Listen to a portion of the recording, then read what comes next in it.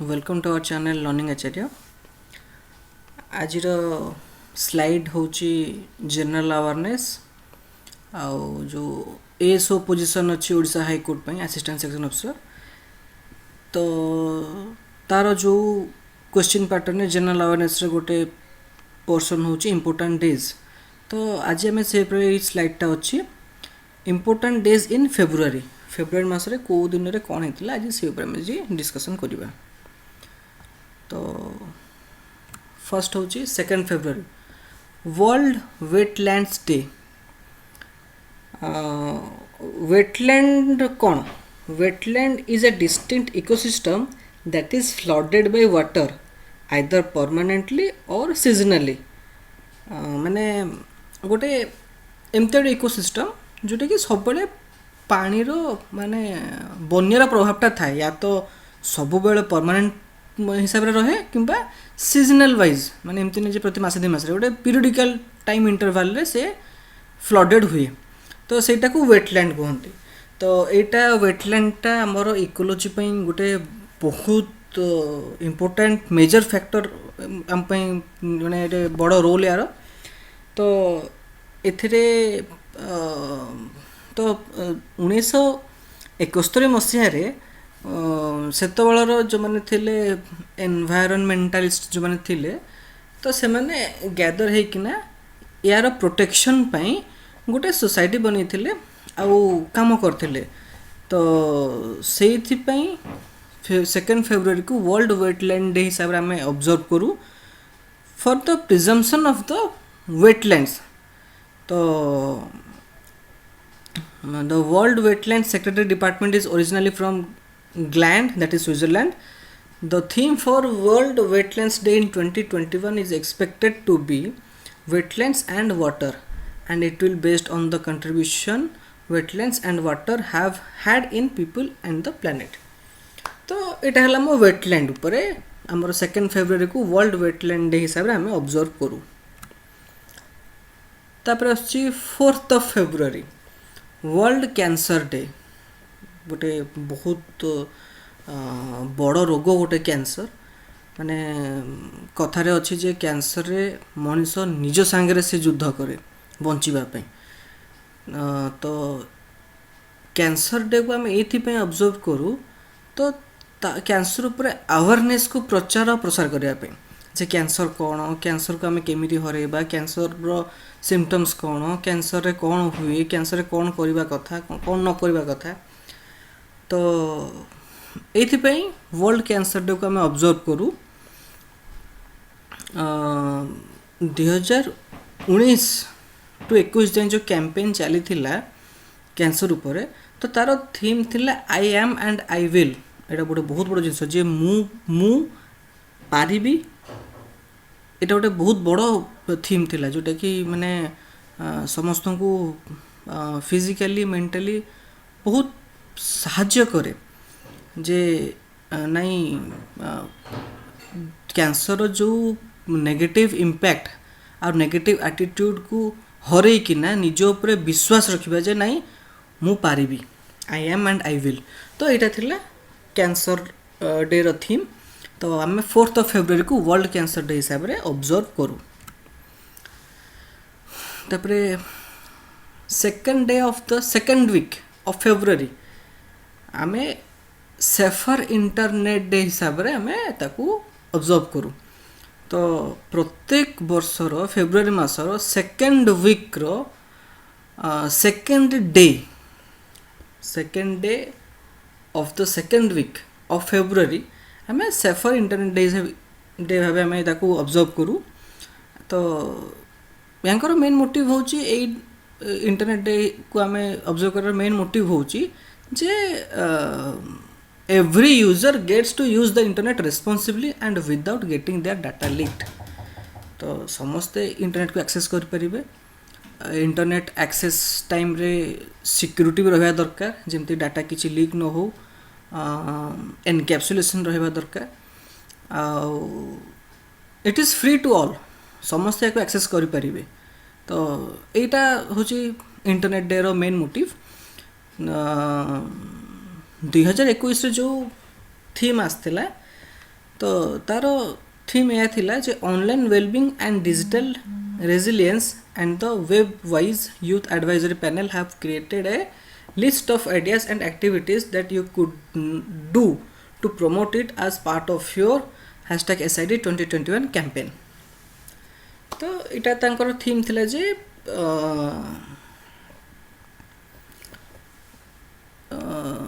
युवपीढ़ी को गोटे advisory panel advice मिले दरकार गाइडेंस मिले दरकार जोटा पई से माने इंटरनेट रो उपयुक्त व्यवहार करिवे.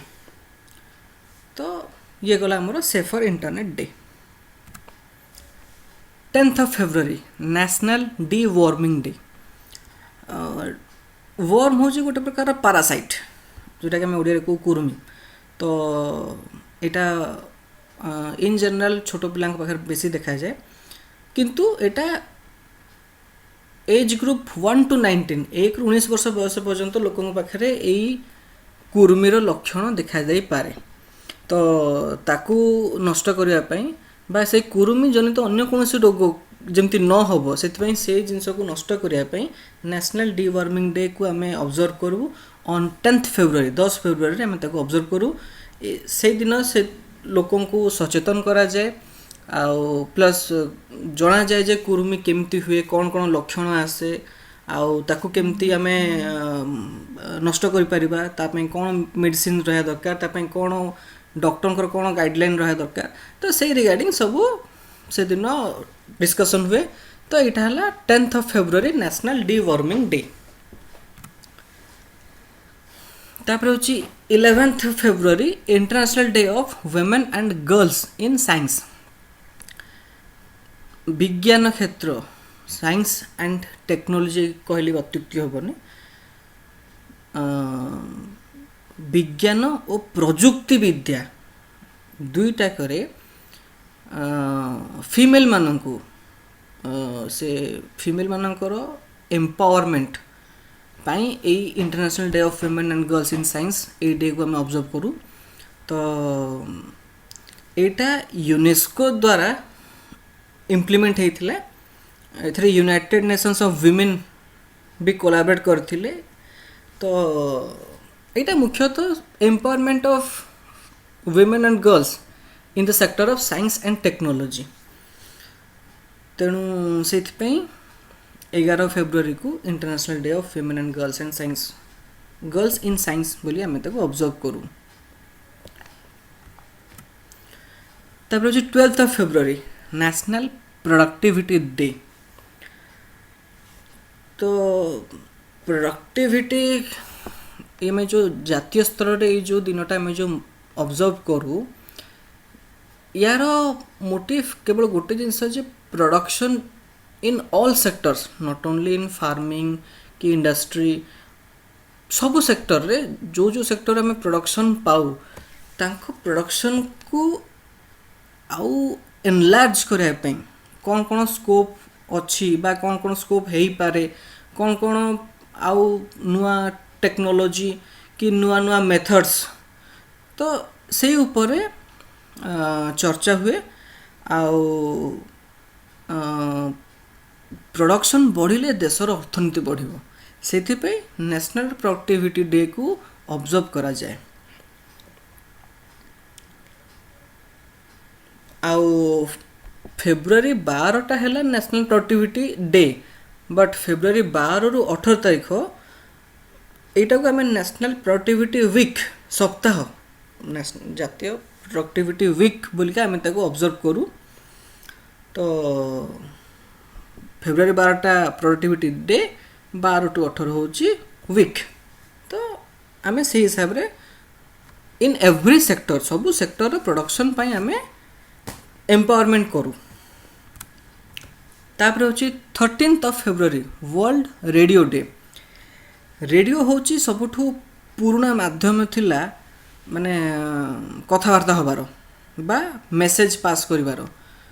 तो सेइथिपई से दिन को मन पकाइपई जे रेडियो होची traditional medium all over the world केवल माने भारत न पूरा विश्व रे radio is the traditional medium of message passing. तो से वर्ल्ड रेडियो को आम ऑब्जर्व करूँ जे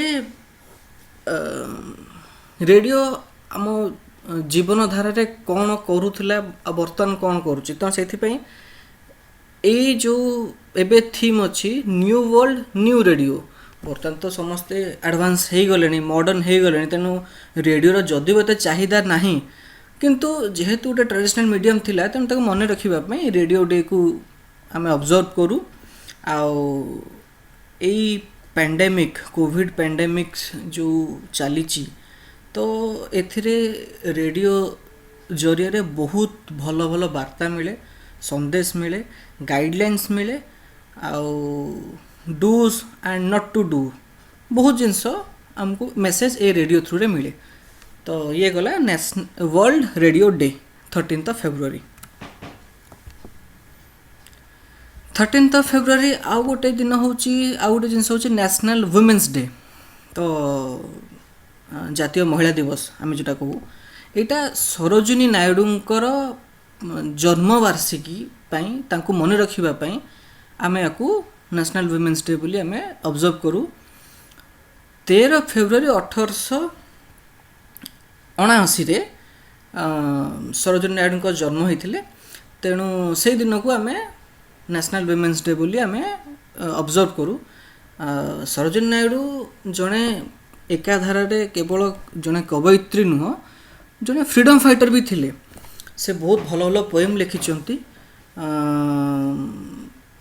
रोमांस उपरे हो देशभक्ति उपरे हो ट्रेजेडी उपरे हो से बहुत बहुत भल भल पोएम लिखिंट तांकु भारतर कोइली बोली तांकु आख्या भी मिली Nightingale of India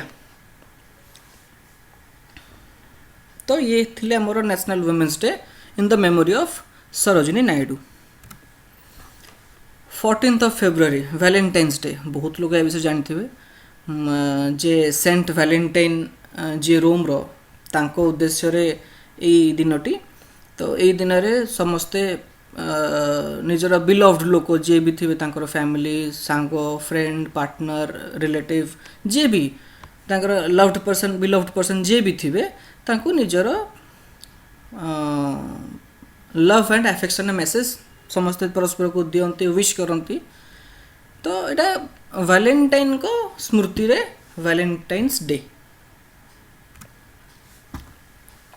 20th February world day of social justice social justice टा गोटे बहुत बड़ माने वर्तमान समय गोटे अमोघ अस्त्र कह गले चले कहीं आम समाज रे समस्ते इक्वल है कि नहांती बहुत डिस्क्रिमिनेशन होची सेटा शिक्षा को नहीं किना हो जाति को नहीं किना हो जेंडर को नहीं किना हो पोवर्टी को नहीं किना हो बहुत एज कास्ट बार रे बहुत प्रकार डिस्क्रिमिनेशन होची आमर day to day social life रे तेणु आम भितर गोटे सोशल जस्टिस रहिबा दरकार जे समाज रे समस्ते समान एवं समाज रे समस्त को समान भावे ट्रीट करा जाऊ तो एटा ही यार main motive the theme of world day of social justice 2021 is a call for social justice in the digital economy बर्तमान आम समस्ते डिजिटली चलचु आमर अर्थव्यवस्था भी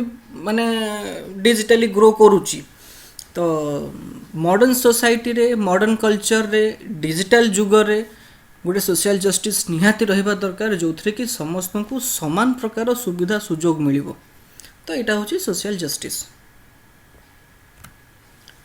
21st February international mother language day समस्त निज निज मातृभाषा को बहुत भल पाती किंतु सब किंतु परस्पर संगे कथा बेलू समस्ते अन्य भाषा यूज कर जोटा कि कॉमन थी से राष्ट्रभाषा हो पारे बा अन्य कौन इंटरनेशनल भाषा हो पारे बेसिकली हिंदी और इंग्लिश किंतु समस्त मदर टंग लैंग्वेज अलग थाए तो निज मातृभाषार प्रचार और प्रसार पाई मातृभाषा दिवस तो इंटरनेशनल मदर लैंग्वेज डे निज मातृभाषार प्रचार प्रसार पाई तो समस्त निजर मातृभाषा प्रचार प्रसार करने निहाती दरकार कहीं जो सेंट्रल एक्साइज डे एटा मोर central excise and salt act जोटा कि 24 फेब्रुआरी 1944 रे एनाक्ट होता तारी स्मृति रे 24 फेब्रुआरी को सेंट्रल एक्साइज डे भाव आम ऑब्जर्व करूँ। तो एक्साइज माने जो central board of excise and customs माने आम जो टैक्स जो दौ जे आम टैक्स नियंते सी एटा এই बोर्ड देशर अर्थनीतिर गोटे मूलदुआ central board of excise and customs central board of direct tax जो सब अच्छी युवाक। तो यही 24 फेब्रुआरी दिन सीबीईसी रो बहुत गुड़े पदाधिकारी ऑफिसर्स मानू आउ से काम करता अन्य लोक को सम्मानित करा जाए तांको काम पाई कहीं से माने काम भल कले ही तो देशर अर्थनीति बढ़िबो। तेणु सेंट्रल एक्साइज डे 24 फेब्रुआरी। तापर होची 28 फेब्रुआरी नेशनल साइंस डे आमर जातीय विज्ञान दिवस जोटा कि सार चंद्रशेखर वेंकट रमन स्मृति आम यहाँ पालन करूँ। सी जड़े एमती गोटे बड़ वैज्ञानिक थिले जे कि नोबेल प्राइज पाइथिले तांकर रमन इफेक्ट बोली गोटे सी बाहर डिस्कवर करथिले रमन इफेक्ट जोटा से नोबेल प्राइज पाइथिले 1930 मसीह रे। तो प्रथम national science day was observed in 1987 मसीह रे नेशनल साइंस डे आम प्रथम थर पालन करूँ। एबे 2021 रे जो नेशनल साइंस डे थिला तार थीम या थिला जे फ्यूचर ऑफ एसटीआई माने साइंस टेक्नोलॉजी एंड इनोवेशंस आ यार इम्पैक्ट्स कहाँ पर थिला एजुकेशन स्किल्स एंड वर्क। तो बहुत भल वार्ता विज्ञान प्रजुक्ति विद्या आउ निजर इनोवेशंस द्वारा शिक्षा skills and work education skills and work सबरो समृद्धि सुनिश्चित। तेणु এইটা ଆମର ନ୍ୟାସନାଲ୍ ସାଇନ୍ସ ଡେ ଯେଉଁଟା କି ରମନ ଇଫେକ୍ଟକୁ ମେମୋରାଇଜ୍ କରିବା ପାଇଁ ସାର୍ ଚନ୍ଦ୍ରଶେଖର ଭେଙ୍କଟ ରମଣଙ୍କ ସ୍ମୃତିରେ ନ୍ୟାସନାଲ୍ ସାଇନ୍ସ ଡେ ଆମେ ଅବଜର୍ଭ କରୁ। ଆଜି ପାଇଁ ଏତିକି। ଅଧିକ ଆହୁରି ଆଗକୁ ଅଲଗା ଅଲଗା ବି ଭିଡ଼ିଓ ଆମେ ଅପଲୋଡ଼ କରିବୁ। ଆପଣମାନଙ୍କୁ request please like share and subscribe to get more updates and keep studying and keep practicing. Thank you.